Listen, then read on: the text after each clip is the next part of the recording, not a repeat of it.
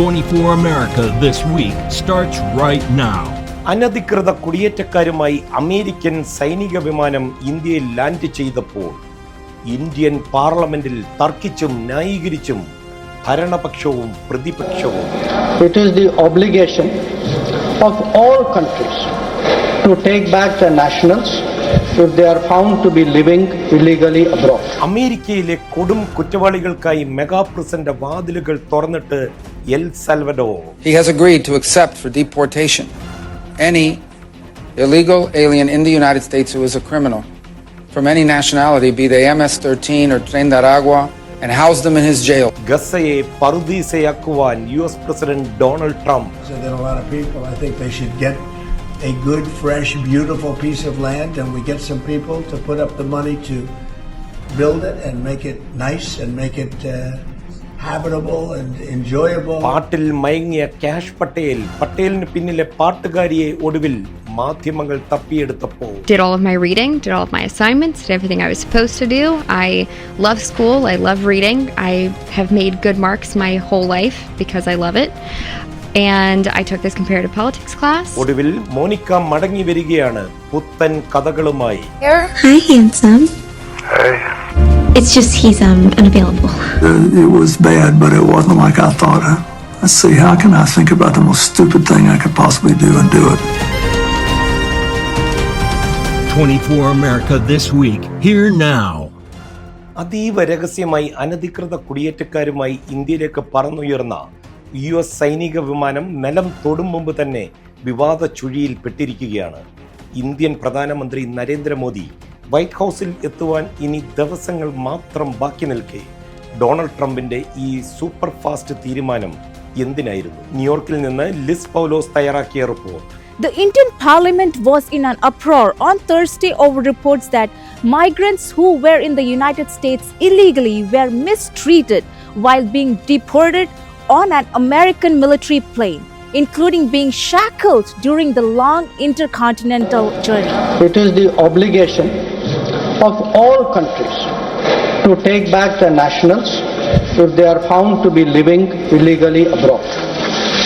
This is naturally subject to an unambiguous verification of their nationality. The use of a military aircraft, along with the claims of mistreatment, appears to have hit a nerve, creating a political headache for Prime Minister Narendra Modi days before he is expected to visit President Trump in Washington.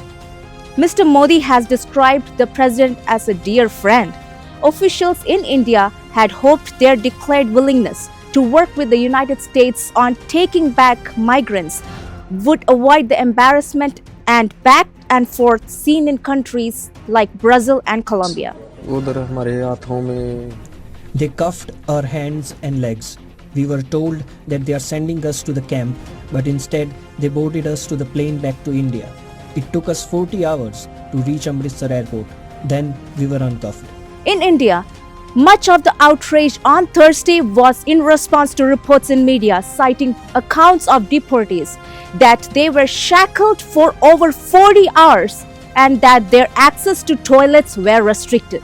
In a scramble to control the damage, India's Foreign Minister S. Jaishankar told Parliament that deportation procedures provide for the use of restraints, and he said American officials had confirmed to them that women and children were not shackled. But his response revealed the delicate balance that his government needs to walk between containing the domestic uproar and demonstrating its strictness on illegal immigrants to the Trump administration. This is Liz Paulo signing off. 24 USA. തെരഞ്ഞെടുപ്പ് പ്രചരണ സമയത്ത് നടത്തിയ വാഗ്ദാനങ്ങൾ ഒന്നൊന്നായി നടപ്പിലാക്കുന്ന തിരക്കിലാണ് US president Donald Trump. ഒടുവിൽ വിദ്യാഭ്യാസ വകുപ്പിന്റെ കടക്കൽ ട്രംപ് കൈവയ്ക്കുമോ? Regency Kannan from 24 news desk. In a move that will reshape the landscape of American education, President Donald Trump is taking steps towards fulfilling one of his long-standing campaign promises: eliminate the United States Department of Education. To that, I want the states to run schools, and I want Linda to put herself out of a job. Two sources familiar with the plans told that Trump's strategy involves both executive actions and the urging of Congress to pass legislation to formally abolish the department. Critics argue that such a move could disrupt national education standards and protections for students, particularly in areas like civil rights and special education. Supporters, on the other hand, however, see it as a way to reduce federal bureaucracy and empower local decision making. The teachers' unions will viciously fight, of course, any idea of disbanding the Federal Department of Education, but I think the principle is one that is the time has come. We've all seen the ratings. I mean, the U.S. is falling far behind other countries. The proposal also intersects with Project 2025, a conservative blueprint for governance, which suggests transferring major educational programs to other federal agencies or to state control without federal string attached. Prajan C. Kannan, Central News Desk, 24, Kochi. El Salvador president Nayib Bukele ഒരു offer മുന്നോട്ട് വച്ചിരിക്കുകയാണ്. അതെ, American പൗരന്മാർ ഉൾപ്പെടെയുള്ള കൊടും കുറ്റവാളികളെ പാർപ്പിക്കുവാൻ അവരുടെ mega പ്രിസണുകൾ ഉപയോഗിക്കാമെന്ന് ബുക്കേലെ പറയുന്നു. ഭരണഘടനാ ലംഘന സാധ്യതയുള്ള ഈ വാർത്തയുടെ ഉള്ളടക്കം പരിശോധിക്കുകയാണ് Jain Joseph. The president of El Salvador, Nayib Bukele, calls himself the world's coolest dictator, and he has made President Trump an offer. After a meeting with the U.S. Secretary of State Marco Rubio, Nayib Bukele has offered to incarcerate U.S. criminals, including American citizens, in what is known as the country's mega prison.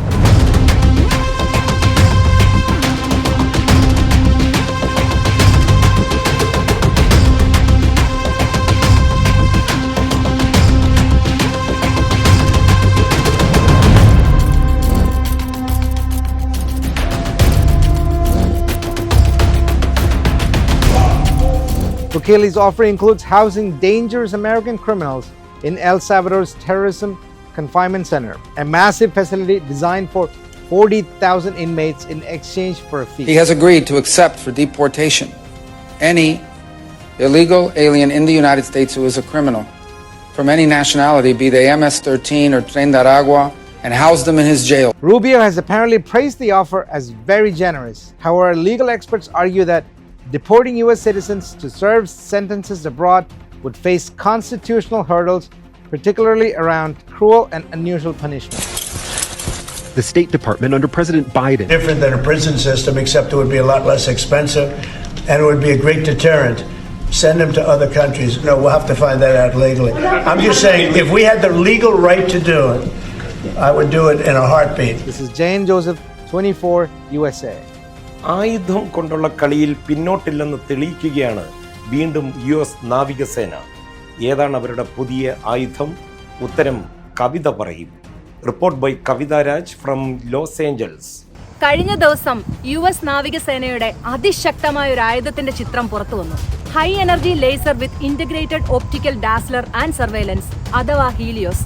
USS പ്രബിൾ എന്ന യുദ്ധക്കപ്പലിൽ നിന്നും നടുകടലിൽ വെച്ച് Helios എന്ന ഈ laser ആയുധം ഉപയോഗിച്ച് ഒരു ഡ്രോണിനെ വെടിവെച്ച് വീഴ്ത്തുന്ന ദൃശ്യങ്ങളാണ് കഴിഞ്ഞ ദിവസം ലോകം കണ്ടത്.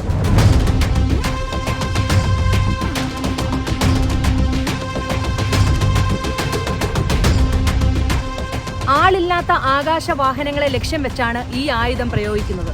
ഒരു high energy laser system, integrated optical dazzler, പിന്നെ ഒരു നിരീക്ഷണ സംവിധാനം. ഇത്രയുമാണ് ഹീലിയോസിലുള്ളത്. US നാവികസേന കഴിഞ്ഞ ദിവസങ്ങളിൽ ഈ ആയുധം ടെസ്റ്റ് ചെയ്യുകയായിരുന്നു. എന്നാൽ ഈ ആയുധത്തെപ്പറ്റി കൂടുതൽ വിവരങ്ങൾ പുറത്തുവിട്ടിട്ടില്ല. Helios isn't your typical missile system. This thing shoots lasers. No sounds, no warnings, just instant destruction at the speed of light. Drones, gone. Small boys, vaporized. And the best part, it never runs out of ammo. This is no longer science fiction because it's happening now. ഏകദേശം 60 kilowatt high energy laser ആണ് ഇതിൽ ഉപയോഗിച്ചിരിക്കുന്നതെന്നാണ് റിപ്പോർട്ടുകൾ പറയുന്നത്. ശത്രു ആയുധങ്ങളുടെ electronic ഡിവൈസുകളെ തകർത്തു കളയാനും ഹീലിയോസിന് കഴിവുണ്ട്. Loss ആഞ്ചലസിൽ നിന്നും കവിത രാജ്, 24. ഇന്ത്യൻ വംശജനായ കാഷ് പട്ടേൽ FBI ഹെഡ്ക്വാർട്ടേഴ്സിലേക്ക് പടികയറുമ്പോൾ ഒരു സുന്ദരി കൂടെ ഉണ്ടാകും. ഒപ്പമല്ല, കാഷിന്റെ ഹൃദയത്തിൽ. സുന്ദരിയെ തേടിയിറങ്ങിയ ലിസ് പൗലോസ് തയ്യാറാക്കിയ report. We have got a juicy scoop that's all about love, country tunes, and a dash of politics. So, Kash Patel, you know the guy Trump wants to head the FBI? Well, he's not just fighting crime, he's also winning hearts. Meet Alexis Wilkins. The country star who's got Patel's heart strumming like a guitar. Did all of my reading, did all of my assignments, did everything I was supposed to do. I love school, I love reading. I have made good marks my whole life because I love it. And I took this comparative politics class. 26-year-old Alexis isn't just any musician. She is making waves in Nashville with hits like Higher Than the Mountains. But guess what? This Boston-born world-traveled songbird has found her melody in Washington, cheering on her 44-year-old Indian origin beau Kash Patel. You can't just, I know they feel lawless because it's been allowed and promoted for the last, 8 years, but it's got to stop because there are real people with real families, whether you like them or not. They met at this conservative shitting, the Reawaken America event back in 2022. Talk about love at first sight, or should I say, love at first political rally. So while Kash is busy with his FBI confirmation, Alexis is there adding a bit of country charm to the political scene. It's like a movie, right? This is Liz Paolo signing off. 24 USA. സർക്കാർ സംവിധാനങ്ങളിൽ ശുദ്ധികലശം തുടങ്ങിയ Elon മസ്കിനെ എതിർക്കുന്നവരും കൂടി വരികയാണ്. പക്ഷേ white house തീർത്തു പറയുന്നു എല്ലാം ബോസിന്റെ അറിവോടുകൂടി. Christina Cherian from 24 central news desk.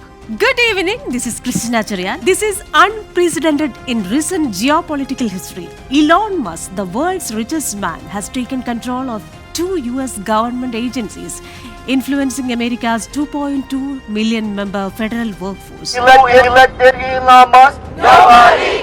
Might lose their jobs. People that are on probationary status that are like, new employees, they're on the chopping block, and people that are in the hiring freeze situation where they can't get jobs. Musk has included deployed teams from his companies to manage the Office of Personnel Management and the General Services Administration.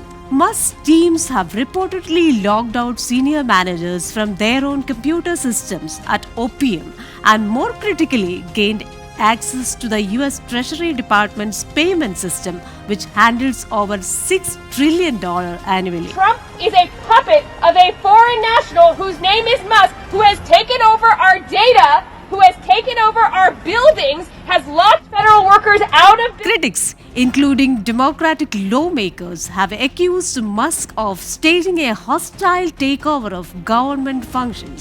The White House has stated that Musk operates as Trump's pleasure, requiring presidential approval for his actions within these agencies. See you next week. Thank you. ഓർമ്മയുണ്ടോ ഈ മുഖം? Monica Lewinsky. Clinton ഭരണകൂടത്തെ പിടിച്ചുകുലുക്കിയ Monica ഒടുവിൽ മടങ്ങി വരികയാണ് പുതിയ കഥകളുമായി. ജോജോ കൊട്ടാരക്കര തയ്യാറാക്കിയ report. ഒരിക്കൽ വൈറ്റ് ഹൗസിനെ പിടിച്ചുകുലുക്കിയ മോനിക്ക ലെവൻസ്കി തന്റെ പിൽക്കാല ജീവിതം വിവരിച്ച് പോഡ്കാസ്റ്റ് ഇറക്കുന്നു. റിക്ലൈമിംഗ് വിത്ത് മോനിക്ക ലെവൻസ്കി എന്ന പേരിൽ അതിഥികളുമായി സംസാരിക്കുന്ന രീതിയിലാണ് പോഡ്കാസ്റ്റ് തയ്യാറാക്കുന്നത്. Hi, handsome. Hey. It's just he's unavailable. 1995 white ഹൗസിൽ ഇന്റേൺഷിപ്പായി എത്തിയ സമയത്താണ് പ്രസിഡന്റ് ബിൽ ക്ലിന്റനുമായി മോനിക്ക പരിചയം ആരംഭിച്ചത്. ഈ ബന്ധം അഫെയറായി മാറുകയും മാസങ്ങളോളം നീണ്ടു നിൽക്കുകയും ചെയ്തു. It was bad, but it wasn't like I thought. Let's see, how can I think about the most stupid thing I could possibly do and do it? Lewinsky പ്രസിഡന്റിന്റെ ഓവൽ ഓഫീസിലേക്ക് ഇടയ്ക്കിടെ എത്തുന്നത് ഉന്നത ജീവനക്കാർക്കിടയിൽ സംസാരമായതോടെ ലെവൻസ്കിയെ പെന്റഗണിലേക്ക് സ്ഥലം മാറ്റി. അവിടെ വെച്ച് മോനിക്ക സഹപ്രവർത്തകയായ ലിൻഡ ട്രിപ്പിനോട് ഈ ബന്ധത്തെക്കുറിച്ച് തുറന്നു പറഞ്ഞതോടെയാണ് ലോകത്തെ ഞെട്ടിച്ച ക്ലിന്റൺ ലെവൻസ്കി വിവാദം തുടക്കമിട്ടത്. From being a completely private figure to a publicly humiliated one worldwide. I was patient zero of losing a personal reputation on a global scale almost instantaneously. Clinton ആദ്യം ഈ ബന്ധം നിഷേധിച്ചെങ്കിലും ഒടുവിൽ ലെവൻസ്കി വിവാദം സത്യമാണെന്ന് Clinton സ്ഥിരീകരിച്ചു.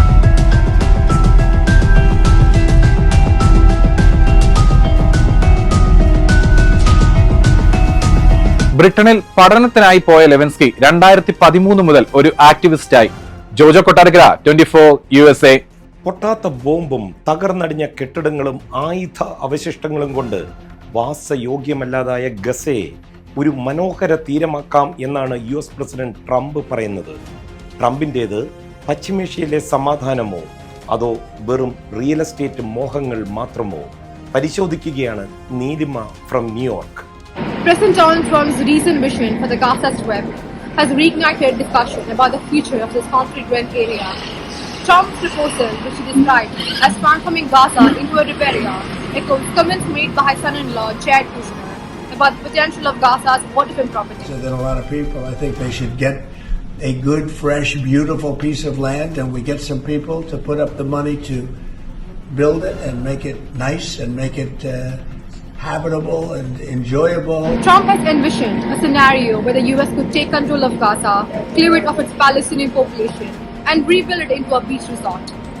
This plan, if implemented, could represent a drastic departure from the long-lasting U.S. policy towards the region, which has traditionally supported a two-state solution. لكن أنا ابن غزة، أبويا ابن غزة، سيد أبويا ابن غزة، إحنا من الأساس أولاد غزة، أولاد البلد، فإيش ما يعملوا فينا إحنا صامدين على بلدنا، مش حنطلع حان. إحنا عندنا خيار واحد لا ثاني له، إما نضلنا في بلدنا أو نموت فيها. وإحنا كمان من سنتين يعني بتقدروا تقولوا إنه طبقنا 100 عام صراع. واحنا نرفض التهجير ونرفض الطرد من ارضنا. The European Union, the United Nations and several Arab states have already expressed concern over the humanitarian aspect of the plan. It first sounds like it's a crazy idea, but then everything that Donald Trump first says sounds crazy, and in the end he turns out to be right. This is Nilima signing off from New York, 24 News. തണുപ്പ് മാറി വരുമ്പോൾ അമേരിക്കയിലെ cricket മൈതാനങ്ങളിൽ കളിയുടെ തീ പാറുമെന്ന ഉറപ്പ്. ഹൂസ്റ്റണിലെ stars of Houston ഏറ്റവും വലിയ cricket ടൂർണമെന്റിനുള്ള തയ്യാറെടുപ്പുകൾ ആരംഭിച്ചു കഴിഞ്ഞു. Report by Robin Cheriyan. Houston ആസ്ഥാനമായി പ്രവർത്തിക്കുന്ന സ്റ്റാർസ് ഓഫ് ഹൂസ്റ്റൺ 10ാം വാർഷികാഘോഷത്തിന്റെ ഭാഗമായി അമേരിക്കയിലെ ഏറ്റവും വലിയ മലയാളി ക്രിക്കറ്റ് ടൂർണമെന്റ് സംഘടിപ്പിക്കുന്നു. 2025 മാർച്ച് 14 മുതൽ 16 വരെയുള്ള തീയതികളിൽ മലയാളി ഇന്റർനാഷണൽ T20 ക്രിക്കറ്റ് ടൂർണമെന്റിന് ഹൂസ്റ്റണിൽ കളമൊരുങ്ങും. 1, 2, 3.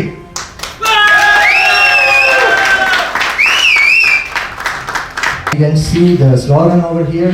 That is driven by passion, united for purpose. US-ൽ നിന്നുള്ള 16 ടീമുകളും കാനഡയിൽ നിന്നുള്ള 2 ടീമുകളും പങ്കെടുക്കുന്ന മത്സരത്തിന് ഹൂസ്റ്റണിലെയും സമീപ പ്രദേശങ്ങളിലെയും 11 ക്രിക്കറ്റ് ഗ്രൗണ്ടുകളാണ് വേദിയാവുക. Toronto, Edmonton, New York, New Jersey, Philadelphia, Chicago, Atlanta, Daytona, San Antonio, Austin, Dallas, Houston എന്നിവയുൾപ്പെടെ 12 പ്രധാന നഗരങ്ങളിൽ നിന്നാണ് കളിക്കളത്തിലേക്ക് ടീമുകൾ എത്തുക. ഞങ്ങളുടെ ഉദ്ദേശ ലക്ഷ്യം എന്ന് പറഞ്ഞാൽ ഈ ഒരു ഉത്സവത്തെ, ഈ ഒരു മാമാകത്തെ സമൂഹത്തിലൂടെ എത്തിക്കുക, എത്രയും പെട്ടെന്ന് ഇതൊരു വലിയ വിജയകരമാക്കി മാറ്റുക എന്നുള്ളതാണ് നമ്മുടെ ലക്ഷ്യം. വിജയികൾക്ക് $5000 റണ്ണേഴ്സ് അപ്പിന് $2500 നൽകുമെന്ന് സംഘാടകർ അറിയിച്ചു. ന്യൂയോർക്കിൽ നിന്നും റോബിൻ ചെറിയാൻ, 24. ഇനി ആലപ്പുഴക്കാരി കവിതയുടെ അടുക്കളയിലേക്ക്. ബ്ലണ്ടർ തണ്ടർ വണ്ടർ വിത്ത് കവിത. അതെ, എല്ലാവർക്കും സുഖമല്ലേ? ഇന്ന് ഞാൻ കാണിക്കാൻ പോകുന്നത് നല്ല ടേസ്റ്റ് ഉള്ള ഒരു ചെമ്മീൻ കൊണ്ടാട്ടമാണ്. ഇതിനുവേണ്ടി ഞാനിവിടെ 1 കിലോ ചെമ്മീൻ ക്ലീൻ ചെയ്തെടുത്തിട്ടുണ്ട് കേട്ടോ. ആദ്യം നമുക്കൊരു ബാറ്റർ ഉണ്ടാക്കി ഈ ചെമ്മീൻ അതിലൊന്ന് മുക്കി വറുത്തെടുക്കണം. ബാറ്ററിന് വേണ്ടിയുള്ള സാധനങ്ങൾ നോക്കിക്കേ. 3 ടേബിൾ സ്പൂൺ അരിപ്പൊടി, 1.5 ടേബിൾ സ്പൂൺ മൈദ, 2 teaspoon ginger garlic paste, 1 teaspoon Kashmiri chilli powder, 1/2 teaspoon മഞ്ഞൾപ്പൊടി, 1/2 ടീസ്പൂൺ പെരിഞ്ജീരകപ്പൊടി. ഇത്രയും കൂടി ഇതിലേക്ക് ഇട്ട് കൊടുക്കാമേ. ആവശ്യത്തിന് ഉപ്പിട്ട് കൊടുക്കാമേ. ആദ്യം നമുക്ക് ഈ പൊടികളെല്ലാം നന്നായിട്ടൊന്ന് മിക്സ് ചെയ്ത് കൊടുക്കാമേ. നമുക്കിനി ഇതിലേക്ക് ഒരു മുട്ട പൊട്ടിച്ചൊഴിച്ചു കൊടുക്കാമേ. ഇനി നമുക്ക് ഇതിലേക്ക് ഒരു 1/2 നാരങ്ങയുടെ നീര് വേണേ. ഇനി നമുക്കിത് കൈകൊണ്ട് നന്നായിട്ടൊന്ന് മിക്സ് ചെയ്തെടുക്കാമേ. നമുക്ക് ആവശ്യത്തിന് വെള്ളം ഇതിലേക്ക് ചേർത്ത് കൊടുക്കാമേ. ബാറ്റർ ലൂസായി പോവാതിരിക്കാൻ ശ്രദ്ധിക്കണേ. ബാറ്റർ റെഡി ആയിട്ടുണ്ട്. ഇനി നമുക്ക് ഈ ചെമ്മീൻ ഇതിലേക്ക് ഇട്ട് നന്നായിട്ടൊന്ന് മിക്സ് ചെയ്തെടുക്കാമേ. ഇനി നമുക്കിതൊരു 15 മിനിറ്റ് റെസ്റ്റ് ചെയ്യാൻ വെച്ച ശേഷം എണ്ണ വറുത്തെടുക്കാം. എണ്ണ ചൂടായിട്ടുണ്ട്. ഇനി നമുക്ക് വറുത്തെടുക്കാം. ദേ, ചെമ്മീൻ എല്ലാം ഞാൻ വറുത്തെടുത്തിട്ടുണ്ട്. ഇനി നമുക്കൊരു മസാല ഉണ്ടാക്കി ഈ വറുത്ത ചെമ്മീൻ അതിലിട്ട് മിക്സ് ചെയ്തെടുക്കാം. ചെമ്മീൻ വറക്കാൻ ഉപയോഗിച്ച എണ്ണയിൽ നിന്ന് കുറച്ച് നമുക്കൊരു പാനിലേക്ക് എടുക്കാമേ. ചൂടായ എണ്ണയിലേക്ക് ആദ്യം നമുക്കൊരു 3 ടേബിൾ സ്പൂൺ പൊടിയായിട്ട് അരിഞ്ഞ ഗാർലിക് ഇട്ട് കൊടുക്കാം. ഇനി ഇതിലേക്ക് പൊടിയായിട്ട് അരിഞ്ഞ 1.5 ടേബിൾ സ്പൂൺ ജിഞ്ചർ ചേർത്ത് കൊടുക്കാം. ഈ ജിഞ്ചർ ഗാർലിക് ഒന്ന് മൂത്ത് വരുമ്പം ചെറുതായിട്ട് അരിഞ്ഞ 3 പച്ചമുളക് ചേർത്ത് കൊടുക്കാം. ഇനി ഒരു മീഡിയം സൈസ് സവാള ചെറുതായിട്ട് അരിഞ്ഞത് ഇതിലേക്ക് ഇട്ട് കൊടുക്കാം. ഇതിലേക്ക് കുറച്ച് ഉപ്പ് ചേർത്ത് കൊടുക്കാം. ഇത് നമുക്ക് നന്നായിട്ടൊന്ന് വഴറ്റിയെടുക്കാമേ. ഇനി ഇതിലേക്ക് 1.5 ടീസ്പൂൺ ക്രഷ്ഡ് ചില്ലി ഇട്ട് കൊടുക്കാം. നമുക്കിനി ഇതിലേക്ക് ഒരു 3 ടേബിൾ സ്പൂൺ ടൊമാറ്റോ സോസ് ഒഴിച്ചു കൊടുക്കാം. ഇനി നമുക്ക് ഇതിലേക്ക് ഒരു 1.5 ടേബിൾ സ്പൂൺ സോയ സോസും കൂടെ ചേർത്ത് കൊടുക്കാം. ഈ സോസ് എല്ലാം നന്നായിട്ടൊന്ന് മിക്സ് ചെയ്തെടുക്കാം. ഇനി ഇതിലേക്ക് കുറച്ച് മല്ലിയില ഇട്ട് കൊടുക്കാം. മസാല ആയിട്ടുണ്ട്. ഇനി നമുക്ക് ഈ വറുത്ത് വെച്ച ചെമ്മീൻ ഇതിലേക്ക് ഇട്ട് നന്നായിട്ട് മിക്സ് ചെയ്തെടുക്കാം. ഇനി നമുക്ക് കുറച്ച് മല്ലിയിലും കൂടെ മുകളിൽ തൂവി കൊടുത്തിട്ട് തീ ഓഫ് ചെയ്യാമേ. ദേ നോക്കിക്കേ, ചെമ്മീൻ കൊണ്ടാട്ടം റെഡി ആയിട്ടുണ്ടേ. കഴിച്ചു നോക്കട്ടെ. ഇത് നന്നായിട്ടുണ്ട് കേട്ടോ, നല്ല ടേസ്റ്റ് ഉള്ള റെസിപ്പിയാണേ. ഇത് നമുക്കൊരു സ്റ്റാർട്ടറായിട്ട് കഴിക്കാം, അല്ലാതെ ചപ്പാത്തിയുടെ കൂടെയും പൊറോട്ടയുടെ കൂടെ ഒക്കെ നല്ലൊരു കോമ്പിനേഷനാണ് കേട്ടോ. നിങ്ങൾ ഇത് തീർച്ചയായിട്ടും ഒന്ന് ട്രൈ ചെയ്ത് നോക്കണേ. അപ്പൊ അടുത്ത ആഴ്ച വീണ്ടും വേറെ റെസിപ്പി ആയിട്ട് കാണാം. ബൈ. അമേരിക്ക ദിസ് വീക്ക് പൂർണ്ണമാകുന്നു. മറ്റൊരു എപ്പിസോഡുമായി സീ യു നെക്സ്റ്റ് വീക്ക്.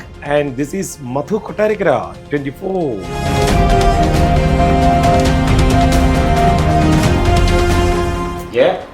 എന്തോ ഇത് ട്രംപിന്റെ ഇങ്ങനെ ഓർഡർ ഇങ്ങനെ വന്നോണ്ടിരിക്കുന്നു. ഓർഡറുകൾ വന്നോണ്ടിരിക്കുന്നു. 30,000 പേരുടെ ആ പ്രശ്നം പക്ഷേ ഓക്കെ ഫ്ലൈറ്റിൽ കൊണ്ടുപോകുന്ന വഴിക്ക് അവർ ഇല്ല, ഇപ്പം ഇത്രയും ഇമിഗ്രൻസ് ഇല്ലീഗലായിട്ടുള്ള ഇമിഗ്രൻസിനെയാണ് കൊണ്ടുപോകുന്നത്.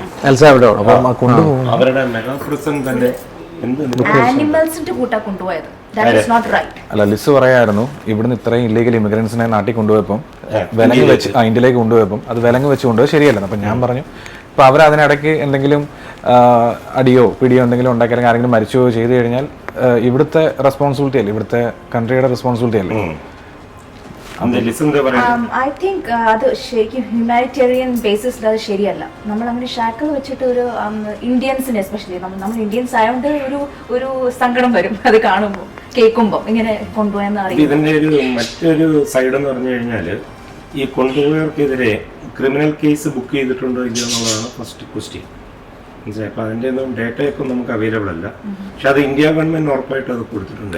തന്നെയല്ല ഈ രണ്ട് മിനിസ്ട്രിയും തമ്മിൽ ഉറപ്പായിട്ട് ഡിസ്കഷൻ നടന്നിട്ടുണ്ട്. തന്നെയല്ല ഇന്ത്യക്കെതിരെ അമേരിക്ക ഒരിക്കലും ഒരു ഡിപ്ലോമാറ്റിക് ലൈനിൽ കുഴപ്പമുണ്ടാക്കത്തക്ക രീതിയിലൊരു തീരുമാനം ഉണ്ടാകത്തില്ല.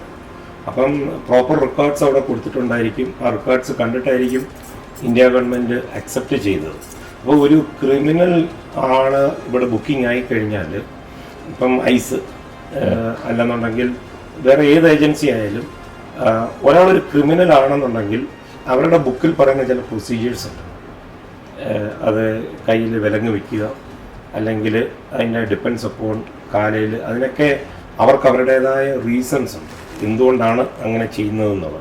അപ്പോൾ നമ്മൾ ട്രാഫിക് ടിക്കറ്റ് കൊടുക്കാനായിട്ട് പോലീസ് നമ്മളെ ബ്ലോക്ക് ചെയ്യുമ്പോൾ ആ വണ്ടിയുടെ ടയർ കണ്ടിട്ടുണ്ടോ, ബാക്കിൽ നിന്നിട്ട് പുറത്തോട്ട്, അതൊക്കെ അവരുടെ ബുക്കിൽ പറഞ്ഞിരിക്കുന്നത് അല്ലേ, അവരുടെ നിയമങ്ങൾ അനുസരിച്ചായിരിക്കും. അപ്പം തീർച്ചയായിട്ടും അതായിരിക്കും അതിൻ്റെ ഒരു റീസൺ. പിന്നെ ഇതിന് മറുവശം എന്ന് പറഞ്ഞു കഴിഞ്ഞാൽ, ഇപ്പം ഇന്ത്യ എന്ന് പറയുമ്പം നമ്മൾ ജനിച്ച് വളർന്ന സ്ഥലമൊക്കെ ആയതുകൊണ്ട് എപ്പോഴും നമ്മുടെ ഉള്ളിലൊരു അങ്ങനത്തെ ഒരു വികാരമുണ്ട്. ഒരു പക്ഷേ ഇന്ത്യ ഗവൺമെന്റ് പറയുകയാണ് ഇവരെ ഞങ്ങൾ കൊണ്ടുവന്നോളാം എന്ന് പറയുകയായിരുന്നുണ്ടെങ്കിൽ ഈ പറയുന്ന രീതിയിൽ പോകേണ്ട ഒരു സാഹചര്യം ഉണ്ടാകത്തില്ലായിരുന്നു. ആ സാഹചര്യം വേണേൽ ഒഴിവാക്കായിരുന്നു. പക്ഷെ ഡൊണാൾഡ് ട്രംപ് ഇങ്ങനെ ചെയ്യുന്നത് എനിക്ക് തോന്നുന്നു ഡൊണാൾഡ് ട്രംപ് ഓരോ മെസ്സേജ് കൊടുക്കുക. അതായത് പ്രൈം മിനിസ്റ്റർ മോദി വരാനായിട്ട് വെറും 7-8 ദിവസങ്ങൾ മാത്രമുള്ളപ്പോഴാണ് ഇന്ത്യ പോലൊരു രാജ്യം, തന്നെയല്ല അവിടെ ഏഷ്യ എന്ന് പറയുന്ന ആ ഒരു സ്ഥലത്ത് ഇന്ത്യയുമായിട്ടുള്ള ഒരു അലയൻസ് അമേരിക്കയ്ക്ക് വളരെ ആവശ്യമുള്ള സമയത്ത് വളരെ സ്ട്രോങ് ആയിട്ടൊരു മെസ്സേജ് മറ്റുള്ള രാജ്യങ്ങൾക്കായിരിക്കും ചിലപ്പം കൊടുത്തിരിക്കുന്നത്. ഇനി വേറൊരു ഇന്ത്യ ഇൻസൾട്ട് ചെയ്തെന്ന് പറയുമ്പോൾ ഞാൻ ചിന്തിക്കുന്ന വേറെ രീതിയിലാണ്. അല്ല, ഞാൻ അതിലേക്ക് വരാം. ഇപ്പം ഇന്ത്യയിലേക്ക് ഇങ്ങനെ പറയുമ്പോഴത്തേക്ക് ഞാൻ എടുക്കുന്ന എന്താണെന്നറിയില്ല, ഞാൻ എടുക്കുന്ന ഒരു ഇതെന്ന് പറഞ്ഞു കഴിഞ്ഞാൽ ഇതിൻ്റെ ഒരു മറുവശമുണ്ട്. അതായത് ഡൊണാൾഡ് ട്രംപിന്റെ ക്യാബിനറ്റിലേക്ക് വരുന്നതിൽ കാഷ് പട്ടേൽ വിവേക് രാമസ്വാമിക്ക് ഒരു വലിയ സ്ഥാനം കൊടുക്കുന്നു. അങ്ങനെ നമ്മൾ ഓരോ സൈഡിലേക്ക് നോക്കിക്കഴിഞ്ഞാൽ അവരെ ചേർത്ത് വെച്ചുകൊണ്ടാണ് ഡൊണാൾഡ് ട്രംപ് ചെയ്തിരിക്കുന്നത്. ഇതിനു മുമ്പ് ജോ ബൈഡൻ വരുമ്പോൾ മജു വർഗീസാണ് ഏറ്റവും ഉയർന്ന പോസ്റ്റിലേക്ക് വരുന്നത്. അങ്ങനെ അതുമാത്രമല്ല, ഈ കഴിഞ്ഞ ബൈഡന്റെ സമയത്ത് തന്നെ എത്രയോ കരാറുകളാണ് ബഹിരാകാശത്തുള്ള സംയുക്ത ഇതിനുള്ള അമേരിക്ക വേണ്ട സാങ്കേതിക സഹായം കൊടുക്കുന്നു. അമേരിക്ക ആദ്യമായിട്ടാണ് ഏറ്റവും കൂടുതൽ ഒരു ലൈനപ്പുറമായിട്ട് പോയി സഹായിച്ച ഒരു രാജ്യം കഴിഞ്ഞ വർഷങ്ങൾ നോക്കുകയാണെന്നുണ്ടെങ്കിൽ ഇന്ത്യയാണ്. ഇപ്പം ഈ ആൾക്കാരെ ഡിപ്പോർട്ട് ചെയ്യുന്നത് അതിന്റെ കണക്കുകൾ എന്തോ അല്ലേ. ഇപ്പം ഈ മെസ്സേജ് കൊടുക്കുക എന്ന് പറഞ്ഞാൽ അമേരിക്കയിലെ 3rd largest country in India എന്നാണ് ഇല്ലീഗൽ ഇമിഗ്രൻസ് വരുന്നത്. അത്രയും ഏതാണ്ട് 725,000 ഇല്ലീഗൽ ഇമിഗ്രൻസ് ഇവിടെ ഉണ്ട്. അപ്പൊ ഈ മെസ്സേജ് കൊടുക്കുന്നത് അതും ഒരു ജനറൽ. ഇതിനു മുന്നേ 2022-23 ഉണ്ടായിരുന്നു, റിപ്പോർട്ട് ചെയ്തായിരുന്നു. 2009 തൊട്ട് ഇപ്പൊ ജയശങ്കർ രാജ്യസഭ പറഞ്ഞത് 15,000 ആൾക്കാർ ഇതുവരെ റിപ്പോർട്ട് ചെയ്തിട്ടുണ്ട്. വിദേശകാര്യമന്ത്രിയാണ് പാർലമെന്റിൽ ഒരു സ്റ്റേറ്റ്മെന്റ് നടത്തിയിരിക്കുന്നത്. ഒരു കഴിഞ്ഞ 15 വർഷമായിട്ട് ഇപ്പം നോക്കണം, ഒബാമയുടെ സമയത്തും ട്രംപ് ഇരുന്നപ്പോഴും ജോ ബൈഡൻ ഇരുന്നപ്പോഴും ഇനിയും നാട്ടിലാണെന്നുണ്ടെങ്കിൽ ഇന്ത്യയിലാണെങ്കിൽ മൻമോഹൻ സിംഗ് ഇരുന്നപ്പോഴും നരേന്ദ്രമോദി ഇരുന്നപ്പോഴും ഇതൊരു കണ്ടിന്യൂസ് പ്രോസസ്സാണ്. നമ്പേഴ്സ് ആണെങ്കിൽ വലിയ വ്യത്യാസമൊന്നുമില്ല. പക്ഷെ ഇതിപ്പം ഈ ഡൊണാൾഡ് ട്രംപ് കയറി ഉടനെ ഈ രീതിയിലൊരു വലിയ രീതിയിലൊരു സന്ദേശം കൊടുത്തപ്പോഴാണ് ഇത് ചർച്ചയിലേക്ക് പോകുന്നത്.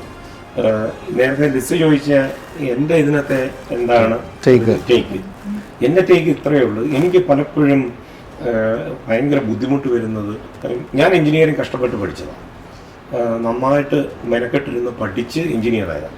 പക്ഷെ നാട്ടിലൊരാൾ പെട്ടെന്ന് വരികയാണ്, ചുമ്മാ ഞാൻ ഇന്ന് മുതൽ എഞ്ചിനീയറാണ്, പ്രത്യേകിച്ച് ഈ ഡോക്ടറേറ്റ് പണം കൊടുത്ത് ഡോക്ടറേറ്റ് വാങ്ങിച്ചിട്ട് കഷ്ടപ്പെട്ട് മെനക്കെട്ട് ഡോക്ടർ ആകുന്ന ഒരാളും ഈ ഡോക്ടറേറ്റ് എടുക്കുന്ന ഒരാളും തമ്മിൽ ഒരേ രീതിയിൽ നമ്മൾ ഇവരെ അഭിസംബോധന ചെയ്യുന്ന ഒരു ഗതികേടുണ്ടല്ലോ, അത് സഹിക്കാൻ പറ്റുന്നില്ല. മാധ്യമപ്രവർത്തകരെന്ന് പറഞ്ഞ ഒരുപാട് ആൾക്കാരുണ്ട്.